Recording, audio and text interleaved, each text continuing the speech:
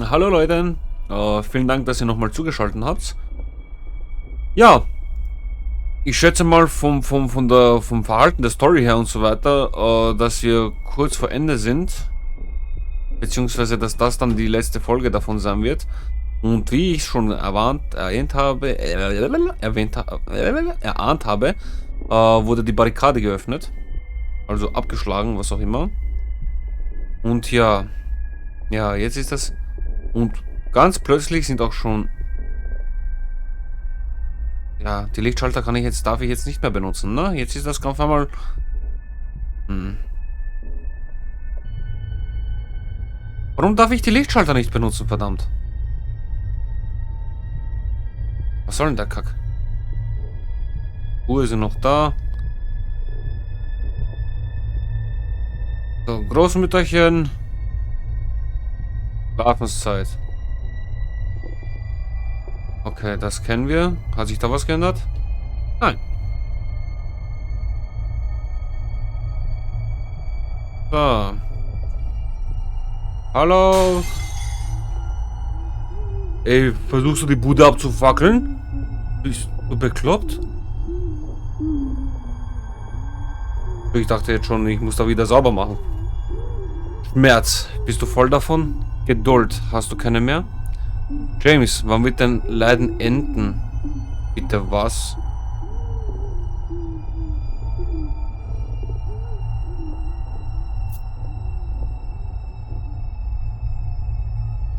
Ich würde auch das hier. Ich kann doch nicht nur die halbe Arbeit verrichten. Du, wenn schon, dann heben wir alles auf, oder? Mann, Mann, Mann, Mann, Mann. Frechheit. Ja, naja. Soll mir recht sein. Eventuell.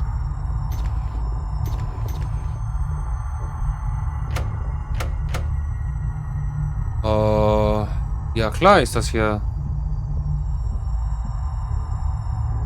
Die Säge ist noch da, immerhin.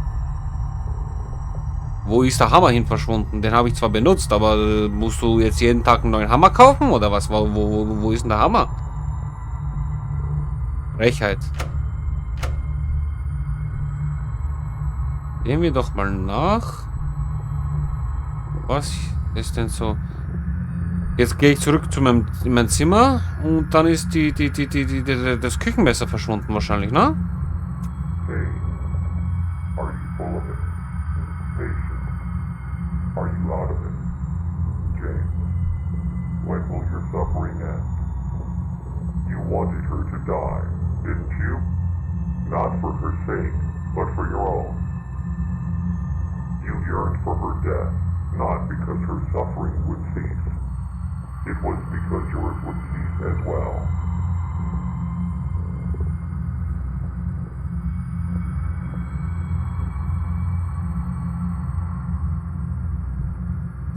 Ich habe so einen Verdacht, dass das Küchenmesser dann weg ist. Habe ich einen sehr, sehr starken Verdacht gleich. Ja.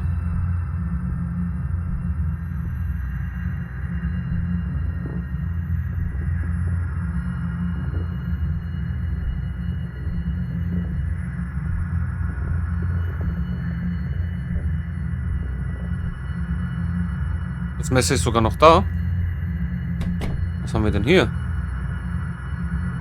Heute habe ich meinen Laptop kaputt gemacht. Ich ließ ihn nur für ein paar Minuten allein, während ich im Badezimmer war. Und ich schätzte, sie ging in mein Schlafzimmer und hatte eine Episode. Ich muss meine Ersparnisse ablassen, um sie zu ersetzen. Ja. Hat Omi den Leppi kaputt gemacht, ne? Das ist aber auch eine verdammt lange Minute, ne? Da steht immer noch Trauer.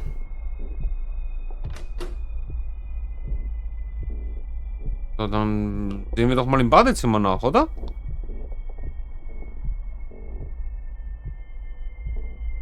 Jetzt muss ich wieder kreuz und quer hingehen, ha? Ja, typisch. Aber ist okay. Hier unten ist weiters abgeschlossen.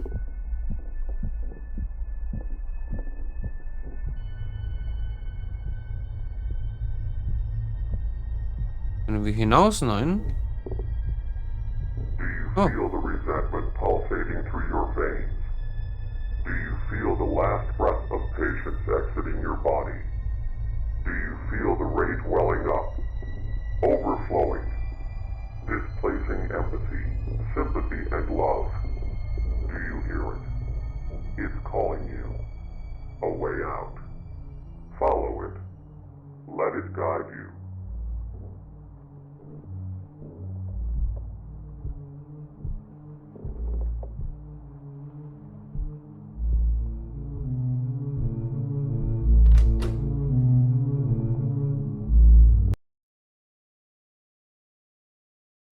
Oh, weiter geht's.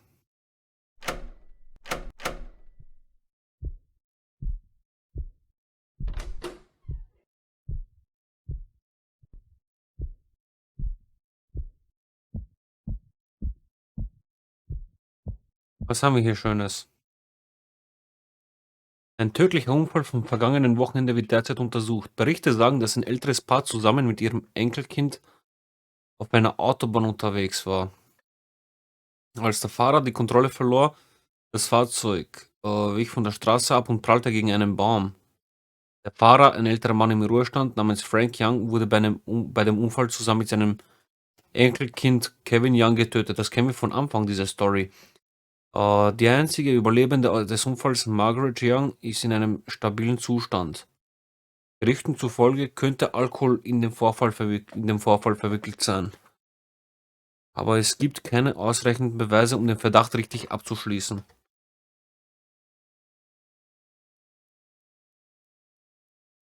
Sehr geehrte Mutter, tut mir leid, dass ich deine Anrufe nicht beantwortet habe. Ich weiß, dass es nicht deine Schuld war, aber der Verlust von Kevin und Dad hat uns alle stark belastet. Ich denke, Sarah und ich brauchen etwas Zeit, um zu trauen und zu akzeptieren, was passiert ist. Pass auf dich auf, dein Sohn Neil Young. Sie haben nie einen meiner Briefe oder meine Anrufe beantwortet. Ich wartete eine Ewigkeit, um den Klang ihrer Stimmen zu hören. Das wird ein Brief von der Großmutter sein, beziehungsweise eine Notiz. An diesem Wochenende tauchte ein brutaler Tatort in einem ruhigen Vorstadtviertel auf. 2 Opfer, Neil Young und Sarah Young, wurden von einem unbekannten Angreifer brutal erstochen. Die beiden Eltern hinterlassen einen Säuglingssohn. Die Behörden haben keine Spur und es wurde berichtet, dass jedes Opfer über 30 Mal erstochen wurde, was dazu führte, dass das Gesicht der Opfer stark verzerrt und gemangelt wurde. Dieses brutale Verbrechen hat die lokale Bevölkerung schockiert.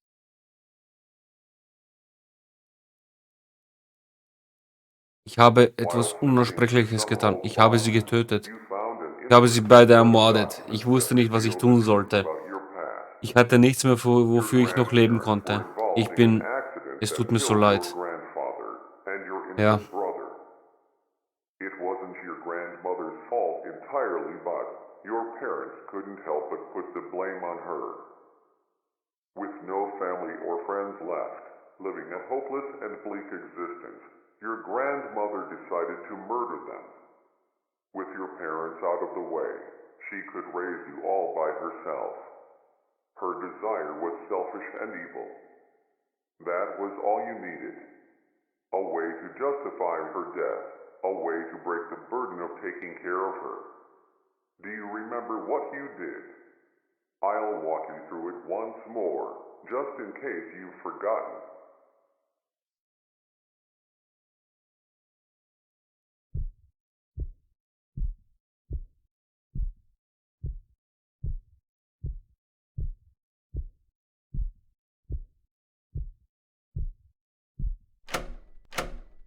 okay. Ist also doch gegangen.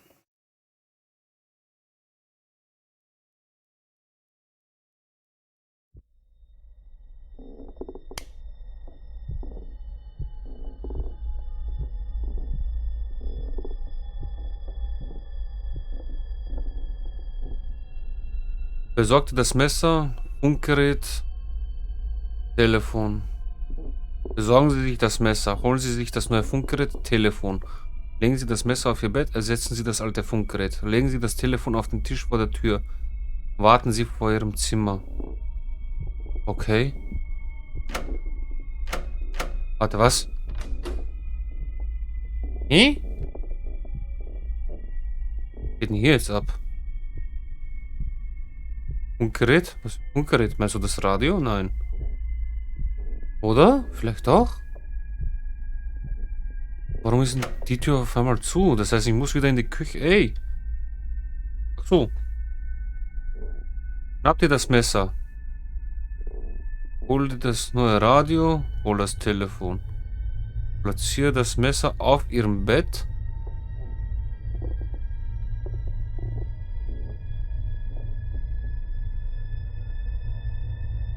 Place the phone on the table. Place the phone on the table outside the door. Das ist dann okay. So, das heißt, wir holen uns jetzt das Messer nochmal. Hm.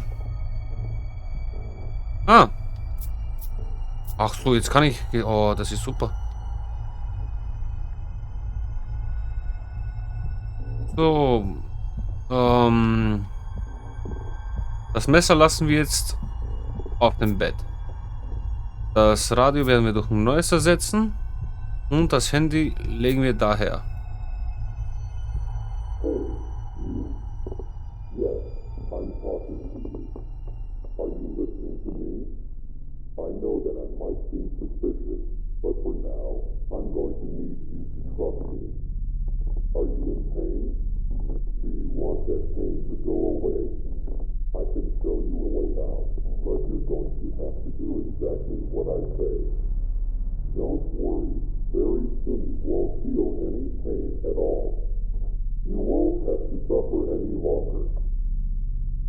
The first thing I want you to do is to grab the knife on your bed. You're doing a great job. It's very sharp, so please be careful with it. The next step is to gently press the knife against your stomach. You're doing a wonderful job. Now, press a little harder. Keep applying more pressure until the knife penetrates the flesh of your stomach. You might feel quite a bit of pain, but that's going to be temporary. You're doing a great job. I want you to pull the knife out. Is there a warm, red fluid gushing out of your stomach? If so, then you applied enough pressure. I know that this might be painful, but pretty soon it's going to be all over. I want you to repeat the process, except now go a little to the right of the original spot. Keep applying pressure until the knife penetrates the flesh. Now that you've done the process twice, for the third time, go to the left of the original spot. Once again, keep applying pressure until the knife penetrates the flesh. You're doing a great job. Now return to the original spot. I want you to jab the knife into the wound 3 times. This time, don't slowly apply pressure. I want you to press the knife into your stomach as hard as you can. Whenever you're ready, go ahead. You're doing a wonderful job. Are you in pain? Are you suffering? I know you are, but don't worry, it'll all go away soon. This is the last step. Are you ready? All you have to do is to repeat the process, except this time, press the knife against your neck. Whenever you're ready, just swiftly thrust the knife into your neck. Then very soon, all the pain will go away. That's it. Let it all go. Pass on into the next world, wherever that might be. Goodbye.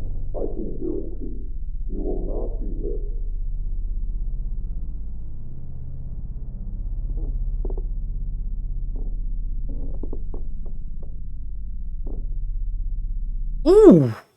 Okay.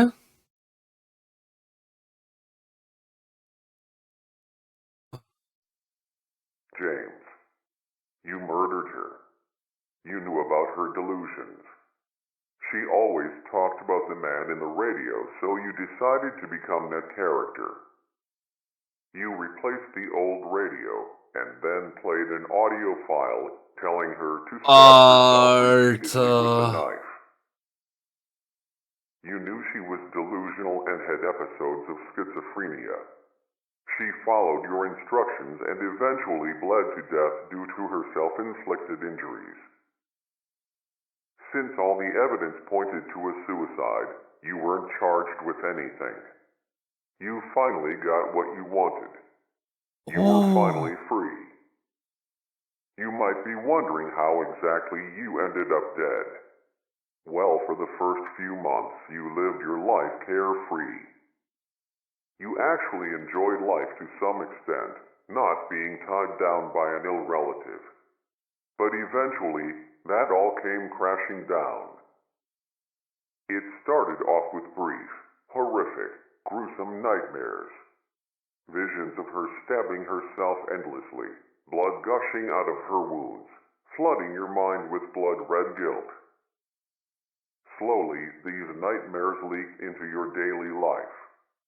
You'd see her out of the corner of your eye, whether you were driving, walking down the street, or at work. Even though you killed her, she never really left. She lived in your mind and haunted you every day until you eventually couldn't fall asleep. Every time you closed your eyes, even for the briefest of moments, she'd manifest in your subconscious. Eventually, you went to the hospital and you were prescribed sleep medicine, but that only suppressed the issue. Slowly, your body adjusted to the medicine and you needed to increase the dose for the medicine to be effective.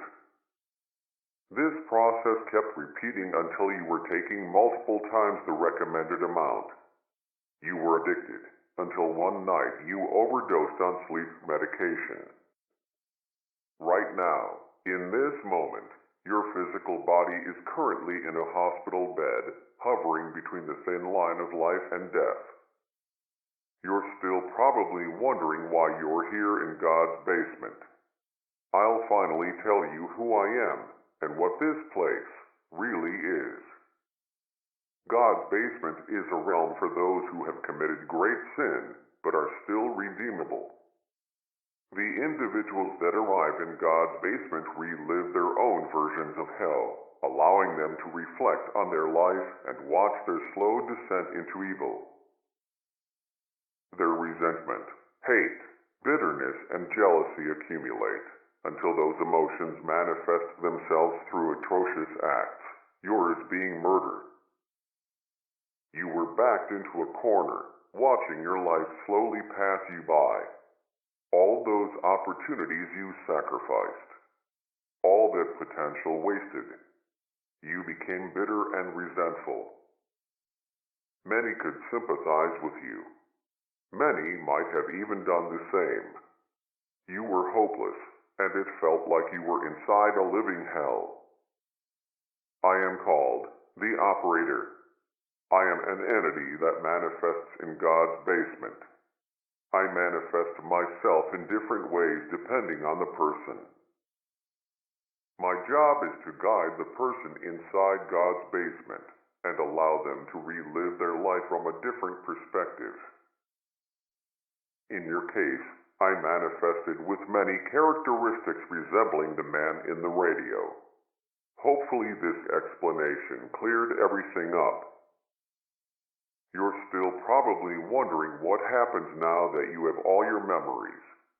I mentioned earlier that God's basement are for those who are still redeemable. Even though you committed an atrocious sin, you were trapped in a hopeless existence. Also, the person you killed wasn't really your grandmother. She was a shell of her former self. Your grandmother died long ago. Part of you wanted to see her suffering cease. Your crime was both cruel and merciful at the same time. You are going to get a second chance at life. Pretty soon you're going to wake up in a hospital bed out of your drug-induced coma. Learn to live with what you did, the feelings of guilt, Paranoia and pain will never completely go away. James, make the most out of life and be grateful for this second chance. One last thing. Good luck.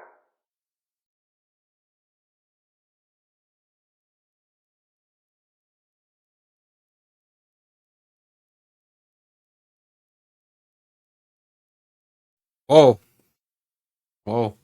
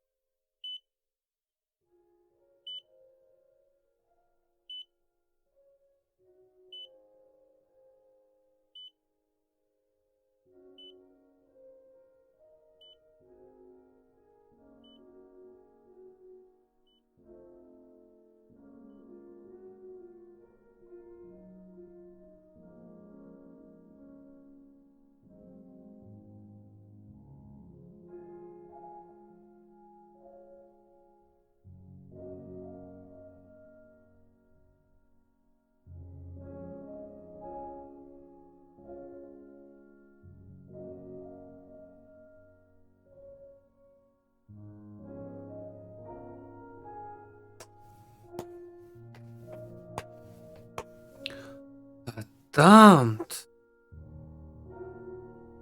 Verdammt. Ich möchte mehr von diesem Entwickler. Mir hat das Spiel richtig gut gefallen. Die Story war geil. Mehr als schaurig war das Game ja auch. Hohohoho. Ah. Hallo, ich bin der Entwickler von God's Basement. Du hast das Ende erreicht und ich wollte mich bei dir bedanken, dass du das ganze Spiel durchgespielt hast. Ich bin noch ziemlich neu in der Entwicklung von Videospielen, also hoffe ich, dass die Erfahrung noch erträglich war. Hoffentlich hast du die Erfahrung auch genossen. Vielleicht spielst du eines Tages ein anderes meiner Spiele, wenn ich ein weiteres veröffentlichen kann. Nochmals vielen Dank, Erebus. Erebus, Alter. Boah, ey, das Spiel war Hammer. Gruselig. Story war geil. Das war echt Hammer. Einfach geil. Echt, wirklich.